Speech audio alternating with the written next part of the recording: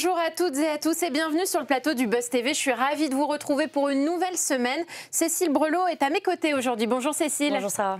Notre invité du jour est un humoriste, acteur, producteur, suivi par près de 500 000 personnes, tous réseaux sociaux confondus. Vous le voyez désormais toutes les semaines sur M6 dans le nouveau talk show d'Ophélie Meunier, La Grande Semaine. Et nous sommes ravis de le recevoir pour la toute première fois ici. Chicandier, bonjour et bienvenue. Bonjour Sarah, bonjour Cécile.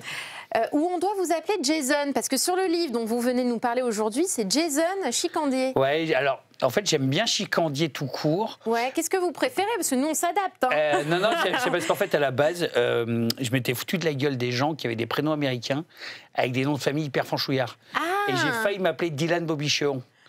Et oui. Voilà, en nom de scène. Et aujourd'hui, je trouve que c'est pour fédérer, et puis je trouve que ça fait un peu condescendant. Donc j'aime bien Chicandier. Donc voilà. Chicandier, on vous appellera, parce qu'il faut le rappeler, vous vous appelez Laurent dans la vraie vie. Hein. Laurent. Et mon nom de baptême, ouais. Reguera. Regueraz. Ah, Regueraz, le Z se prononce. Alors finalement, non, vous avez raison en plus. Ouais. Bon. Ah non, vous avez raison, c'est Reguera qu'on devrait dire. Reguera. Voilà. Et d'où ça vient, Chicandier? Vous l'avez trouvé comment? Je l'ai trouvé comme moi, j'écris beaucoup depuis que j'ai 10-11 ans.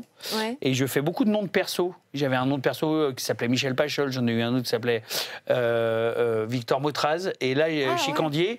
Et j'ai découvert par la suite que ça voulait dire canaille en vieux français. Ah, voilà. En argot. Donc finalement, c'était bien trouvé. Ça vous représente bien, finalement. Un peu canaillou. Ouais, toujours. C'est pour ça qu'on vous aime, Chicandier. On va parler du livre qui nous intéresse aujourd'hui, hein, Les Miscellanées de Chicandier. C'est aux éditions Flammarion. Voilà, il apparaît à l'écran, préfacé par Laurent Deutsch, une très jolie préface. Et alors d'abord, pour poser les fondations, qu'est-ce que ça signifie, les miscellanées? Parce que je suis sûre qu'il y a plein de gens qui nous regardent, ne savent pas ce que c'est. Alors, il y avait les miscellanées de Monsieur Schott, à l'époque, qui est un livre qui est sorti il y a une trentaine d'années.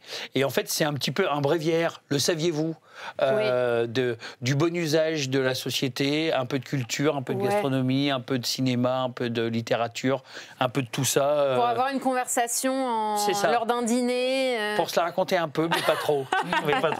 Bon, très bien. On va en parler de ce livre qui nous a fait beaucoup rire ce week-end avec Cécile. On a passé le week-end avec vous, Chicandier. On va en parler juste après les news médias de Cécile Brelot.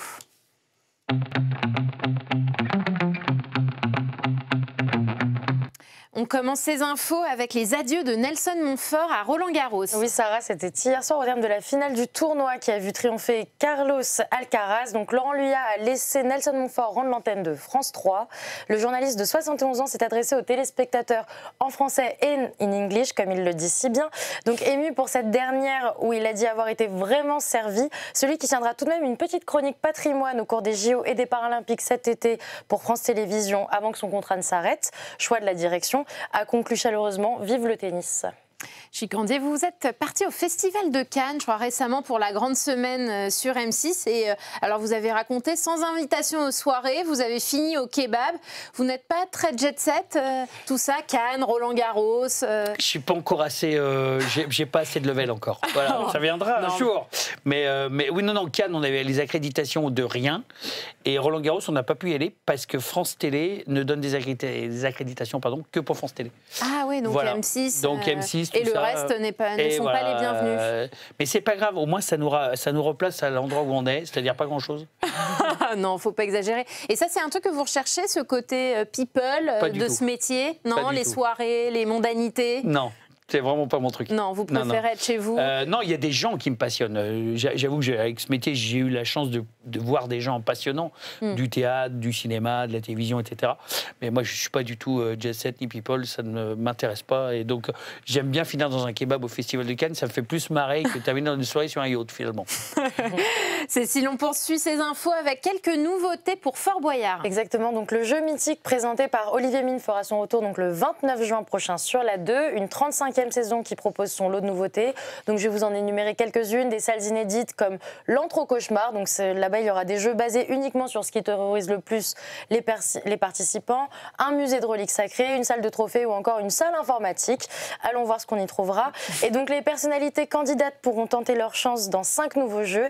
Et enfin, plusieurs personnages rejoints dans le casting, Booster, le tavernier ou encore une sirène du nom de Bleu. Bon, bah, ça promet. Ça vous dirait de participer à Fort Boyard? Alors, pour le coup, oui. Ça me ferait bien marrer. Si, j'ai une association où je suis parrain qui s'appelle DNA, qui est l'intégration des handicapés dans le milieu professionnel.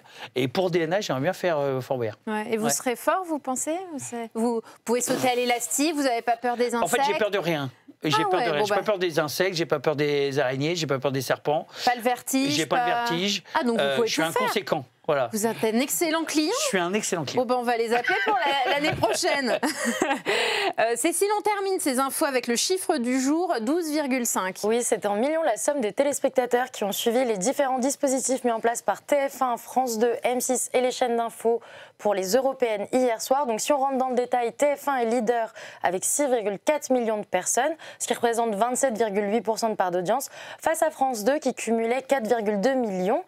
Mais à partir de 21h30, la 2 a continué sa soirée spéciale et a maintenu l'attention de 2,8 millions de téléspectateurs. Oui. TF1 est resté leader avec la diffusion du match amical France-Canada avec 4,4 millions d'amateurs de foot. Chicandé, vous étiez devant les soirées électorales hier soir? Pas du tout. Vous n'avez pas suivi les résultats? J'ai regardé Roland Garros. Oui, mais après, c'était après Roland. Je suis allé me coucher après. Ah d'accord. Qu'est-ce que ça vous inspire, là, ce coup de théâtre en politique avec la dissolution de l'Assemblée nationale? Moi, je suis pas politisé. Je suis plutôt anard de droite. Et je ne vote pas. C'est pas bien, mais je ne vote pas. Et je ne vote pas depuis 20 ans. Oui. Depuis Sarkozy, j'ai fait un très beau discours en 2007. Et après la déception, j'ai tout arrêté en politique. Donc je ne vote plus. Ma femme est allée voter.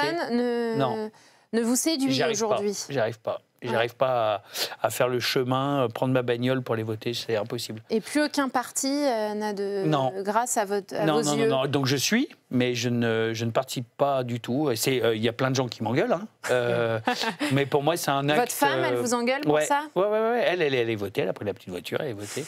Et moi c'est une insoumission civique, je ne vote plus. Ouais, voilà. C'est un choix. Ils m'ont trop gavé. Ouais. Tous. Bon, c'est dit. Nous, en tout cas, ça nous a pas gavé. C'est votre livre. On en parle tout de suite dans l'interview du Buzz TV.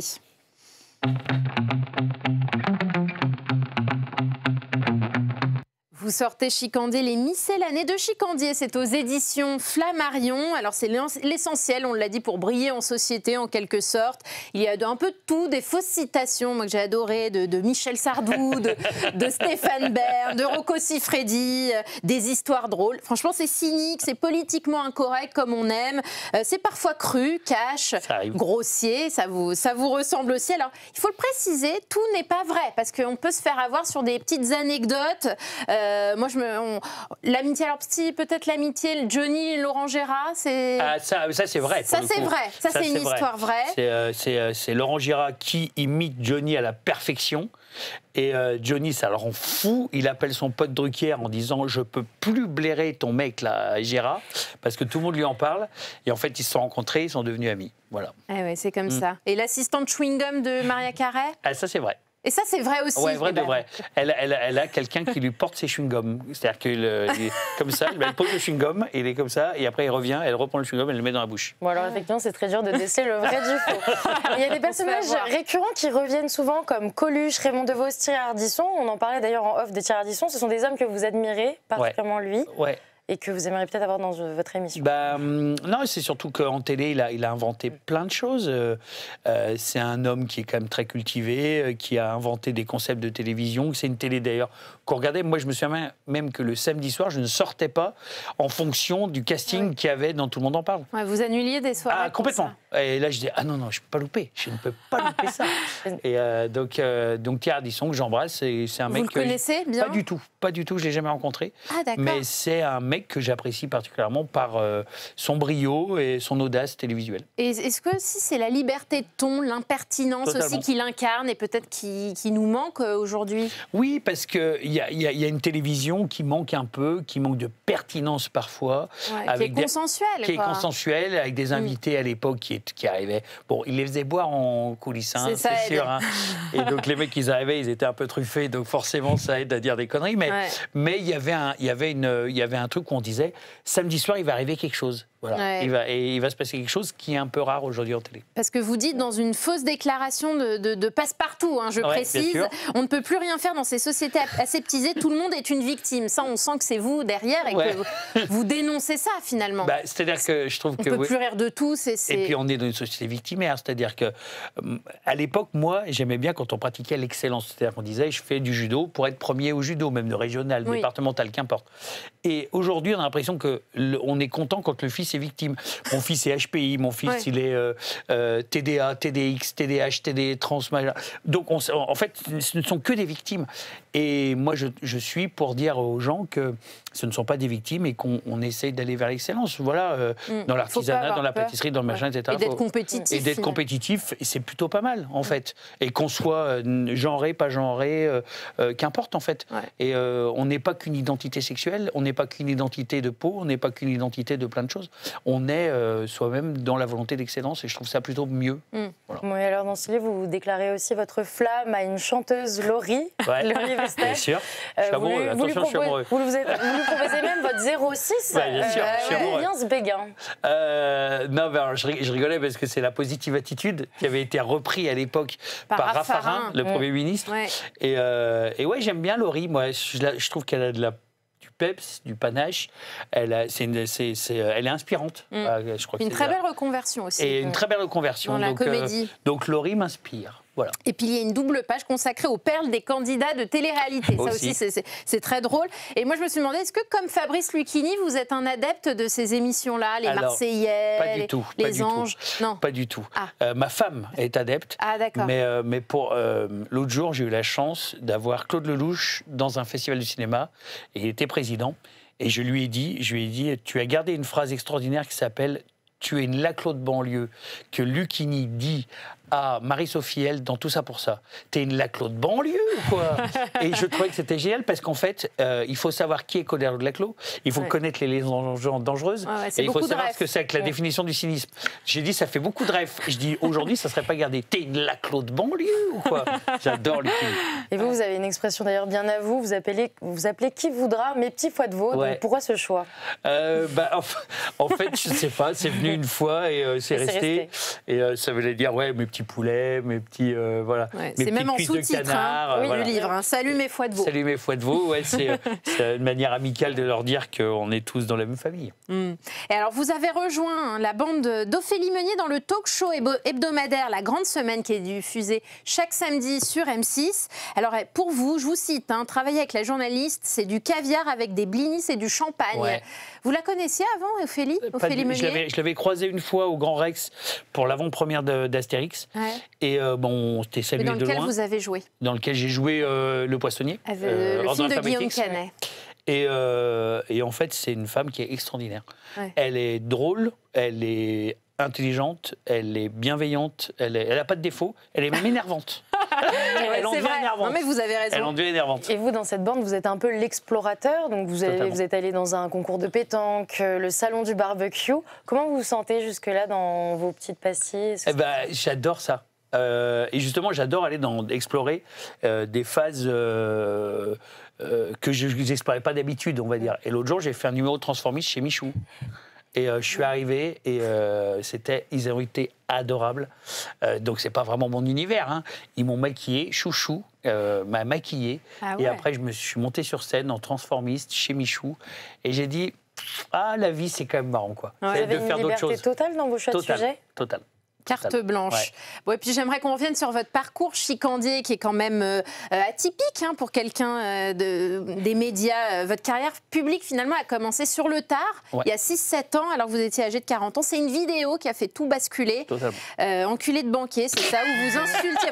Je vous cite. Je vous cite. Là, c'est comme ça que je me suis fait virer. C'est comme ça que je me Oui, mets parce ça. que racontez l'histoire, Ouais. c'est ça. Vous faites une vidéo. Ouais. Enfin non, Une chanson. vous Non, insultez c'est une vidéo. d'abord. D'accord. Non, c'est ça, c'est une vidéo Ouais. où je dis enculé de banquier, je me fais convoquer et viré. Ouais, et vous étiez à l'époque secrétaire général. Ouais, dans un truc de logement social qui était adossé à un groupe bancaire, c'est la Caisse d'épargne. Donc forcément, ils ont dit enquête de banquier, ça marche pas. Motif de licenciement. Ça matche pas.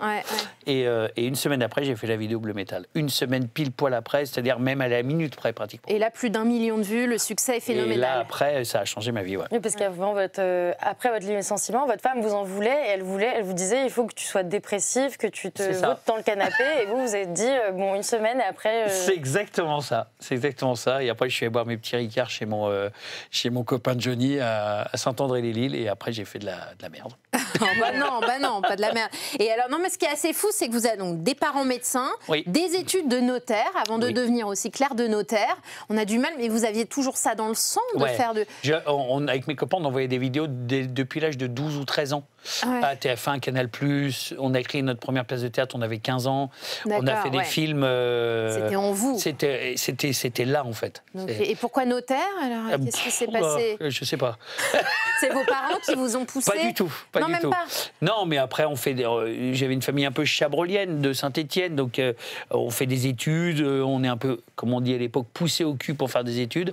Je n'étais pas ce qu'on appelle le couteau le plus affûté du tiroir, quoi. Et au final, j'ai terminé notaire. Bon, et vous faisiez des blagues comme ça chez le notaire? Tout le temps. Vous étiez... Tout le temps. Mon notaire, il m'a dit, je t'aime bien, hein, mais il me dit, il faut que tu dégages d'ici. Je t'adore. Mais c'est pas pour toi. Barre-toi d'ici, parce que nous, on respecte cette profession, en fait, voilà, que je ne respectais pas du tout. Mais après, le succès se confirme, donc avec l'addiction, s'il vous plaît, c'est une émission lancée en 2020 sur YouTube, que vous avez autoproduite d'ailleurs, et vous avez reçu entre autres Bruno Solo, Laurent Gérard, Fred Testo, Clara Morgan, François-Xavier de Maison, Frédéric Bébédé, avec qui vous avez même échangé un baiser, mais on pourra en reparler après. Y a-t-il un repas que vous avez préféré?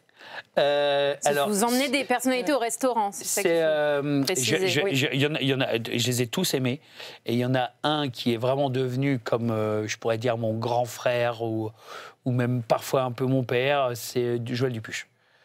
Joël Dupuche, c'est vraiment devenu un ami, c'est même plus que ça. C'est un frère. Ouais, c'est quelqu'un qui me tient vraiment à cœur, on échange énormément. Et vous allez le voir souvent? Ouais, et Joël, dès que je peux, je vais le voir, et quand j'ai mangé à Paris avec lui la semaine dernière, à la Mascotte. Et j'en ai un peu derrière mes yeux, parce que c'est vraiment quelqu'un que j'aime. Et après, bon, un pire souvenir, une galère, est-ce que vous avez une anecdote rigolote à nous raconter? Pas un pire souvenir, un truc super sympa. C'était avec François-Xavier de Maison. On est devenus potes devant les caméras, et François-Xavier, c'est pareil, c'est quelqu'un avec qui on s'appelle énormément. Je lui fais un peu peur. Alors ça me fait marrer, parce que chaque fois, il me dit, lui, on ne sait jamais trop où il va aller, etc. Et FX, il est très dans le... Il a beaucoup de savoir-être, beaucoup de tenue, et moi, parfois pas. Et en revanche, à la fin, on avait un drone, et le drone s'est mis dans un arbre centenaire à 40 mètres au-dessus du sol, et on a appelé les pompiers, et ils avaient soit une grand-mère à sauver, soit nous, et ils ont fait non, ça nous fait plus marrer le drone. Ah ouais. Les pompiers de Béziers. Et on pense à la grand-mère qui est peut-être plus là.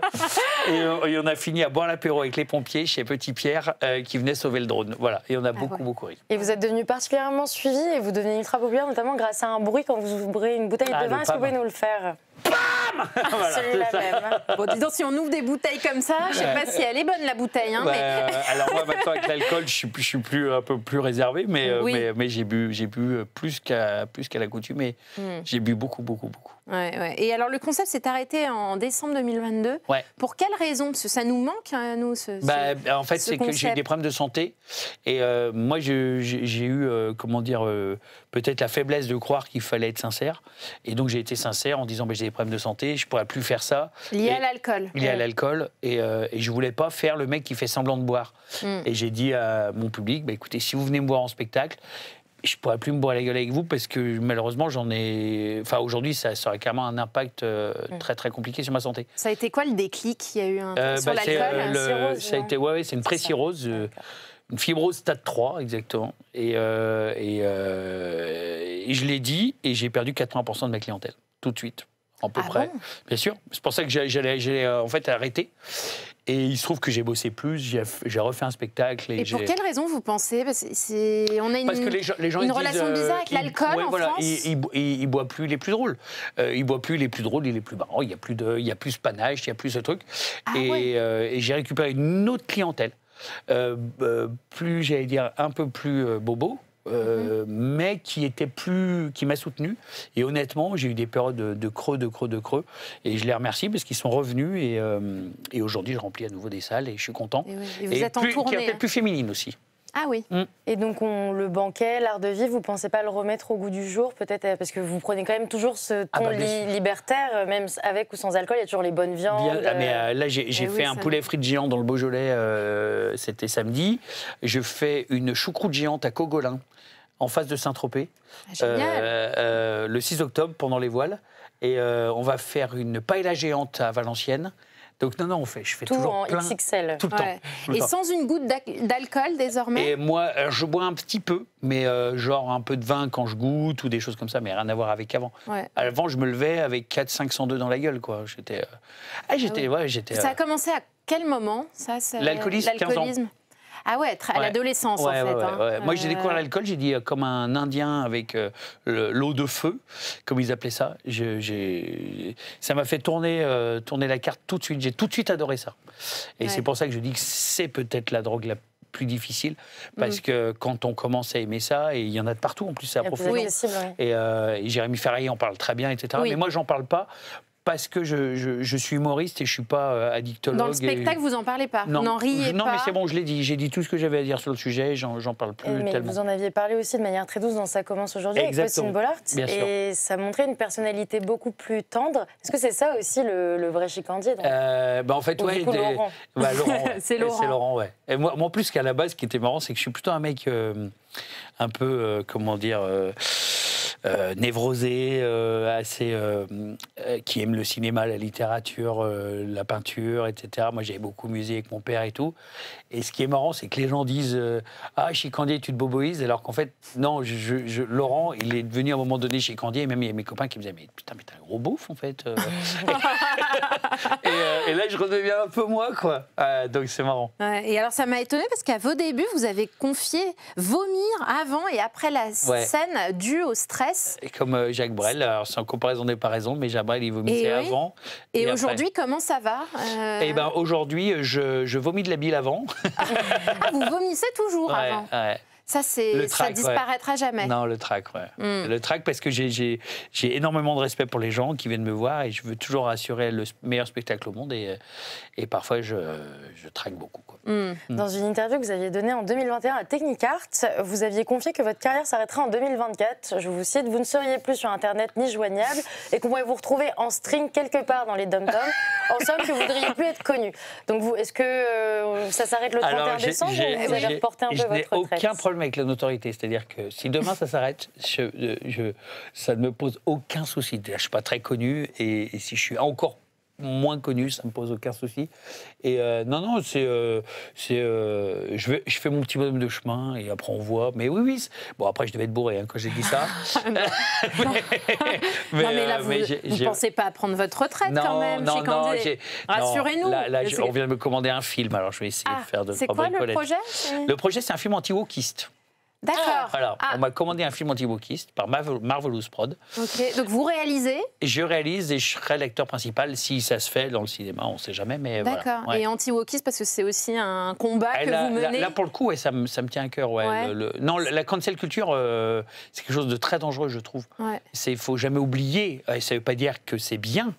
Il ne faut pas oublier, il ne faut pas canceliser, quoi. Bien sûr. Les débats qu'on peut avoir dans les grandes écoles, ça vous... Je ne suis pas très Sciences Po Paris en ce moment, Oui. Non, pas trop. C'est pas mon délire. Ça vous a choqué. Et je suis pas marqué politiquement, mais je trouve que non, il ne faut pas oublier que... Moi, j'ai par exemple... L'autre jour, j'étais avec ma fille, on a regardé un sac de billes de Joffo avec ma fille sur la Shoah, etc. Il ne faut jamais oublier. Mais il ne faut rien oublier, en fait. Il faut parler. Et moi, je suis pour la pensée grise, c'est-à-dire pas noir, nuancé. Pas blanc et nuancé. Et je trouve que c'est très important d'avoir des pensées nuancées en ce moment. Oui. Voilà. Oui, notamment là-dessus, sur votre physique, vous dites être le premier à vous moquer des gros parce que vous l'êtes vous-même et vous n'avez jamais peur de la vie des autres. Non, au début, j'ai eu peur. Maintenant, j'adore être détesté. Alors, c'est compliqué parce que à la base, je voulais être aimé de tout le monde. Et puis, quand j'ai fait ce métier, je me suis rendu compte avec des commentaires, des négatifs et tout. Et maintenant, je crains pas être détesté parce qu'en fait, ça donne une stature, ça donne un squelette, en fait. Ouais. Vous n'êtes pas détesté, je crois pas. Je suis aimé par certains et détesté par d'autres. Et surtout, la plupart du temps, les gens s'en foutent. Ouais. Et c'est très bien. Bon. On vous garde quelques instants, cher Chikandé, pour notre dernière rubrique au suivant.